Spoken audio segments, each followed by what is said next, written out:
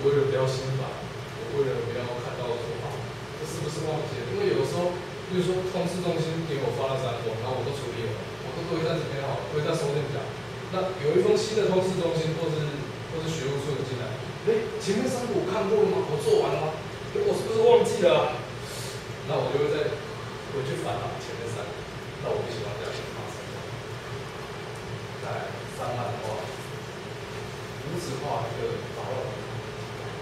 我的笔记本就是我买一个很大的，然后全部的课都用这个，全部的工作都用这个，很乱。就是说你当天某个人要跟我说一件事好，我会翻开我那个每一堂课都有笔记本，然后翻开某一个空白的页面，然后开始写。哦，你跟我讲什么？人放回去就放回去。那我是定期整理它，无纸化就是打数位化。像刚刚讲的很万能，就是我上音乐欣赏的名字，那我把它做的很详细的大标题那个子标题，做完之后基本就丢掉了，没有啦，还是会留着，但是做一个纪念，像高中联络簿这样。就是无纸化，就是把它传到云端去。像我现在的手机也有玩哦，我一个 APP， 然后我上课甚至直接打笔记，然后按那个倒退键回去，它就自动处理。那我回去看就是笔记就是这个样子。这是蛮方便的。再来，如何处理你分析的状况？番茄工作法有没有听过？名字听起来很可爱，也很实用的一个工作。工作25分钟，休息5分钟。然后网络上有很多人提高你计时，甚至就是时间到了，他把你屏幕全部关掉，逼你休息5分钟，有益于就是说对你的专注力提升有帮助，那也对你眼睛的健康有帮助，也对你血液健康有帮助。不要在电脑前面坐着，然后一坐就是3、4个小时这样。因为蛮多人都这样。那番茄工作法一个蛮好的，就可以大家。再来，另外一个，如何增进自己更专心，或者说放空自己去正视某件事情。演讲，大家知道 TED Talks 吗？这个好像是一个机构，然后他要请很多有名的人，或者是某个领域的专家来演讲。今天要介绍给大家就是这场演讲，他说一切只需要10分钟。那我们现在看一下。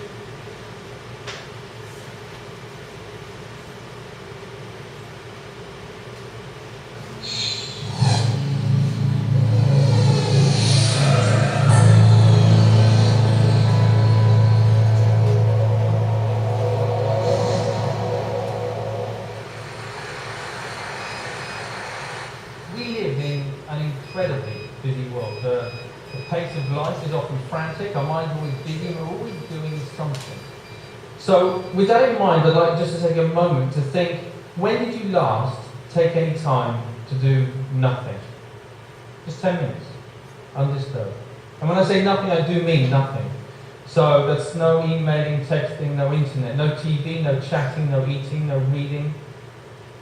Not even sitting there reminiscing about the past or planning for the future. Simply doing nothing.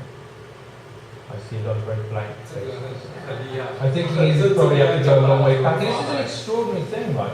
We're talking about our mind.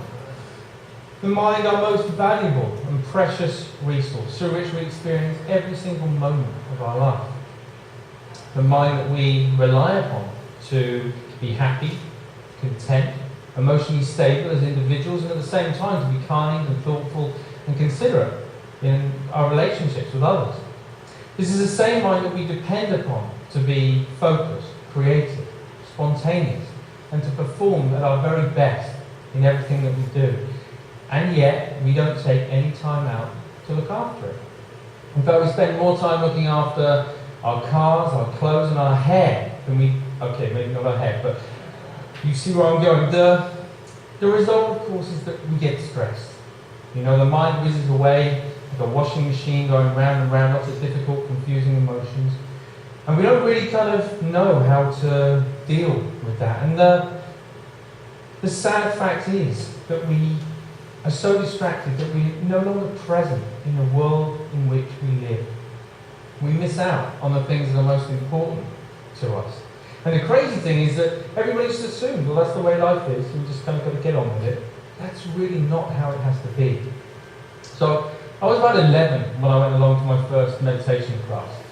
And trust me, it had all the stereotypes that you can imagine, sitting cross-legged on the floor, the incense, the herbal tea, the vegetarians, the whole deal. But my mum was going and I was intrigued, so I went along with her. I'd also seen a few kung fu movies, and secretly I kind of thought I might be able to learn how to fly, but I was very young at the time, you know. Now, as I was there, you know, I guess like a lot of people, I assumed that it was just an aspirin for the mind. You get stressed, you do some meditation. I hadn't really thought that it could be sort of preventative in nature. Until I was about sort of 20, when a number of things happened in my life in quite quick succession. Really serious things, which just flipped my life upside down, and all of a sudden I was inundated with thoughts. Inundated with difficult emotions that I didn't know how to cope with. Every time I sort of pushed one down, another one would just sort of pop back up again. It was a really very stressful time. I guess we all deal with stress in different ways. Some people will bury themselves in work, grateful for the distraction. Others will turn to their friends, their family, looking for support. Some people hit the bottle, start taking medication. My own way of dealing with it was to become a monk. So I quit my degree, I headed off to the Himalayas, I became a monk, and I started studying meditation. People often ask me, you know, what I learned from that time. Well, obviously it changed things, you know. Let's face it, becoming a celibate monk is going to change a number of things. But it was more than that. You know, it taught me, it gave me a greater appreciation and understanding for the present moment. By that I mean not being lost in thought, not being distracted, not being overwhelmed by difficult emotions, but instead learning how to be in the here and now, how to be mindful, how to be present. I think the present moment is so underrated. It sounds so ordinary, and yet we spend so little time in the present moment that it's anything but ordinary. There was a research paper that came out of Harvard just recently that said on average our minds are lost in thought almost 47% of the time. 47%. At the same time, this sort of constant mind wandering is also a direct cause of unhappiness. Now, we're not here for that long anyway. But to spend almost half of our life lost in thought and potentially quite unhappy, I don't know, it kind of seems tragic, actually, especially when there's something we can do about it. When there's a positive, practical, achievable, scientifically proven technique which allows our mind to be more healthy, to be more mindful and less distracted. And the beauty of it is that even though it kind of need only take about 10 minutes a day, it impacts our entire life. But we need to know how to do it. We need an exercise, we need a framework to learn how to be more mindful. That's essentially what meditation is. It's familiarizing ourselves with the present moment. But we also need to know how to approach it in the right way, to get the best from it. And that's what these are for, in case you've been wondering. Because most people assume that meditation is all about sort of stopping thoughts, getting rid of emotions, somehow controlling the mind. But actually it's quite different from that. It's more about sort of stepping back, sort of seeing the thought clearly, witnessing it coming and going, emotions coming and going without judgment, but with a relaxed, focused mind. So for example, right now, if I focus too much on the balls, then there's no way that I can relax and talk to you at the same time. Equally, if I relax too much talking to you, then there's no way I can focus on the balls. I'm going to drop them. Now in life and in meditation, there'll be times when the focus becomes a little bit too intense and life starts to feel a bit like this. It's a very uncomfortable way to live life when we get this tight and stressed. At other times, we might take our foot off the gas a little bit too much and things just become a little bit like this. And of course, in meditation, we can end up falling asleep. So we're looking for a balance, a focused relaxation where we can allow thoughts to come and go without all the usual involvement. Now, what usually happens when we're learning to be mindful is that we get distracted by a thought. Let's say this is an anxious thought. So everything's going fine, and then we see the anxious thought, and it's like, oh, didn't realise I was worried about that. You go back to it, repeat it. Oh, I am worried. Oh, I really am worried. Wow, there's so much anxiety. And before we know it, right, we're anxious about feeling anxious. You know, this is crazy. We do this all the time, even on an everyday kind of level. If you think about the last time, I don't know, you had a wobbly tooth. You know it's wobbly, and you know that it hurts. But what do every 20, 30 seconds? I don't know. It does hurt. And we reinforce the storyline, right? We just keep telling ourselves. And we do it all the time. It's only learning to watch the mind in this way that we can start to let go of those storylines and patterns of mind. But when you sit down and you watch the mind in this way, you might see many different patterns. You might find a mind that's really sort of restless and the whole time. You know, don't be surprised if you feel a bit agitated in your body when you sit down to do nothing and your mind feels like that. You might find a mind that's very sort of dull and boring and it's just almost mechanical. It just sort of seems to, it's as if you're just sort of getting up, going to work, eat, sleep, get up. Or it might just be that one little nagging thought that just goes round and round and round to your mind. Whatever it is, meditation offers the opportunity, the potential to step back and to get a different perspective, to see that things aren't always as they appear. You know, we can't change every little thing that happens to us in life, but we can change the way that we experience it. That's the potential of meditation, of mindfulness. You don't have to burn any incense, and you definitely don't have to sit on the floor. All you need to do is to take 10 minutes out a day to step back, to familiarize yourself with the present moment so that you get to experience a greater sense of focus, calm, and clarity in your life. Thank you very much.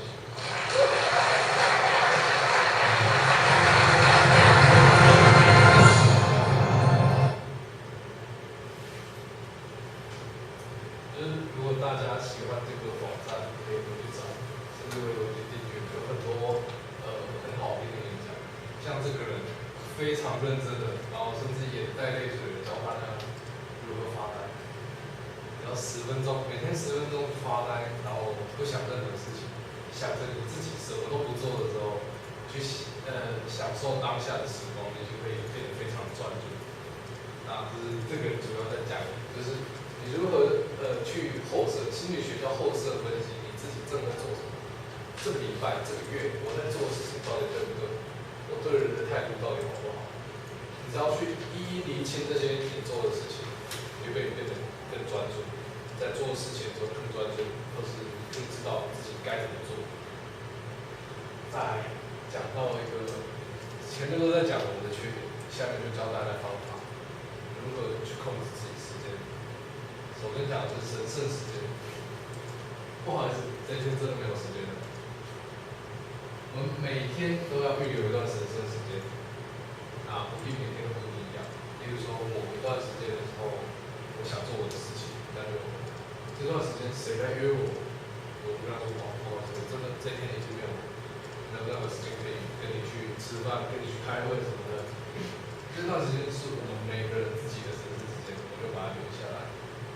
那我们可以写一篇文章，或者有一篇好书。真正完成自己想做的事才是时间管理。再来是少量多餐的工作减肥，或者少量多餐就想要减肥了。我们浪费了太多空档时间，像是开会前明明就有30分钟啊，但是为什么我们把这段时间浪费掉了？我们真正需要的是把一份很大的工作切割成很多可执行具体的步骤。那我们就可以把这些步骤啊，就把它用笔记本记录下来，像刚刚的代办清单打勾这样，在30分钟里面就可以完成1、2项步骤，不一定要完成这项工作。那我们就是完美的利用到每一个空档时间，就是少量多餐的把工作分开来，算是也不算是减肥。对，再来就是按部就班，刚刚讲到的代办清单的做，照代办清单做。刚刚工作分成步骤之后。建立一套流程，然后画很具体、可执行的连续步骤。像是说，我今天要做这份 PPT 给给大家，但是我没有时间了，那我就把它分割成做设计、做文字，就是写这些文字、做设计、找资料3个部分。那我是要先做设计，还是要先找资料呢？这就是一套流程。我要先写我的文字，先找资料、写文字、做设计，然后排版，这就是我的步骤。就1、2、3，把它分割好，然后每1个小时间就可以去做。这样就可以克服最大的焦虑。当你想着有一个很大的工作在压着你的时候，你会非常的焦虑。但是我们把它分成好几块的话，你就会觉得我只要完成这个步骤就好了。这个30分钟完成这个步骤不用5分钟吧？这样子，我就不必那个每天都有那么紧张，或者是压力很大。到此为止。我可以每件事都见证。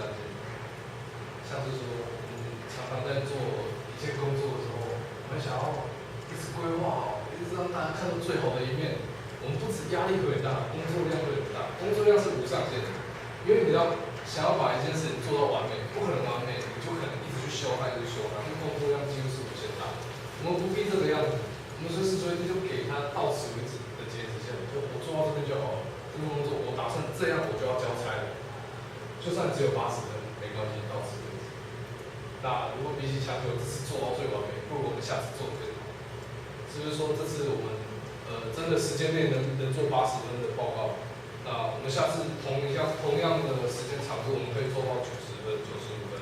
那我们就要求自己下次做得更好，毕竟有这次的经验在为大家定。最后，给自己休息的时间，像刚才话就是工作，如何配合自己的缺点工作，如何自己更专注的工作，如何用一些方法让他自己工作，然后最后当然要让自己休息啊，不是机器人。那时间管理的重点就是我们怎样去拥有自己时间，像刚刚讲到神圣时间的，千万不要压到自己，不要说我们到周末就可以完成，我礼拜6日都有空来约我吧，这样牺牲假日是错的，不要这样，至少要留个1天。像很多就是我们学校上有一些老师会说，我礼拜天不接学生，就他礼拜天要留给自己的家人，留给自己想做的事。那大家想想看，如果你每天都有一段神圣时间的话，那就是，比如说，我想要考日语检定，那我每天留一段时间下来，我确保这个是每天都有在执行的，我每天都有读到日语，而不是我每天都塞得满满的，然后没有时间去读这个书。那确保你想要去读一个东西、去学一个东西的时候，它是有在进行。他们的想法，我们不要在周末压榨自己，我们可以在周末前如果去精简工作、分割工作，请人帮忙或者是一些沟通协调，就是请大家帮忙或者不要这个工作就把它推回去，就是我们在周末前可以做到。谢谢。这个部分的。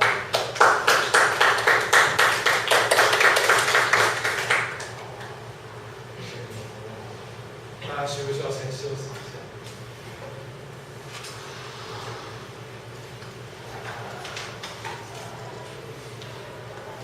休息10分钟啊。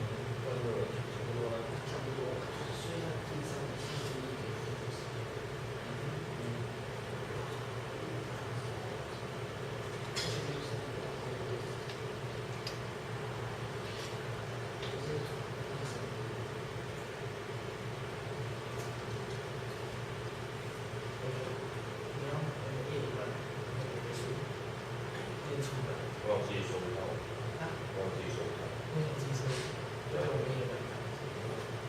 国庆节2折，国庆节2折，我觉得66折，刚好我都，然后我们刚好要要这样价值，对，外面我都，他那个叫多少？刚好，没有就刚好那个，刚好特66折，而且加上小米学的。我们是很多原因的，所以不是，因为我是有这种，像那个泰国的我没有那个，我没有手机。特价149，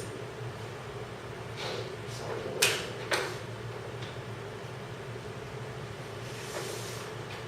因为对我说那就是想知道我觉得收转，所以我就我说什么？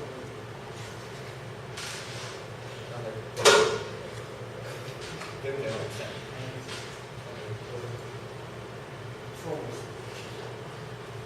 因为我们的所谓的是什么？因为它比较特别，就是特别当时他做啥，真的就是。是的，就是说它的有一个人的成长是有它的一个思考是一些去讲得好，演讲是真的。就是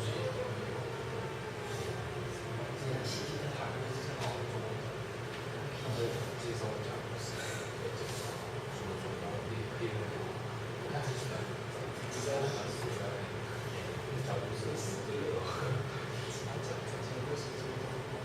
，20-30年左右以前，对啊，我是没有看过，那东西大家都放少一点。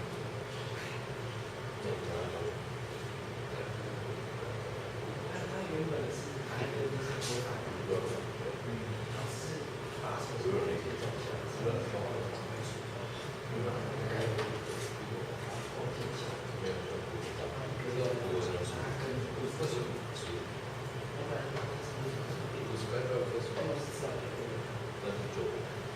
然后是我自己修的，不是很清楚，很长时间。我今天大陆不是说，大陆动作动画有好几题，花时间。有大，360看电影看，记住的是什么时间点？该做的该做的该做一天。真的，我就没听过。